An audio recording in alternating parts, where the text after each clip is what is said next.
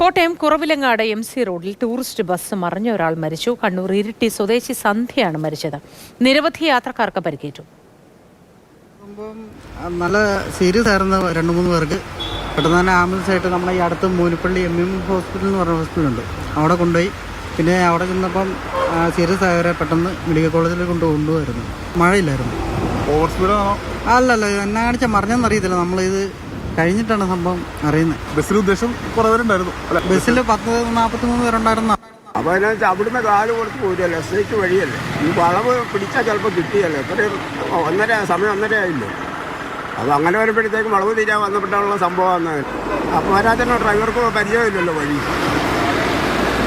മഴ എന്നാലും ഒരു ചെറിയ ചാറ്റിലേ ഉണ്ടാകും.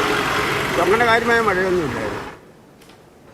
ശ്യാംപ്രസാദ് ഉത്തമൻ ടെലിഫോൺ ലൈനിൽ ചേർന്നുണ്ട് വിവരങ്ങളുമായി. ശ്യാംപ്രസാദ്, എങ്ങനെയാണ് അപകടം സംഭവിച്ചത്? പരിക്കേറ്റവരുടെ ആരോഗ്യസ്ഥിതി എങ്ങനെയുണ്ട്? മോത്തി, ഇന്ന് പുലർച്ചെ 2 മണിയോടുകൂടിയാണ് ഈ അപകടം ഉണ്ടാകുന്നത്. കണ്ണൂർ ഇരട്ടി സ്വദേശികൾ സഞ്ചരിച്ച ബസ്സാണ്.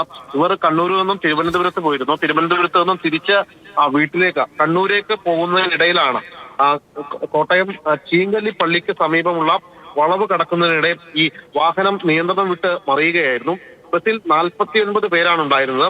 ഇതിൽ 18ഓളം പേർക്കാണ് പരിക്കേറ്റത്. ഇതിൽ ഒരാൾ മരിച്ചു. കണ്ണൂർ ഇരട്ടി സ്വദേശിയായ സിന്ധുവാണ് മരിച്ചത്.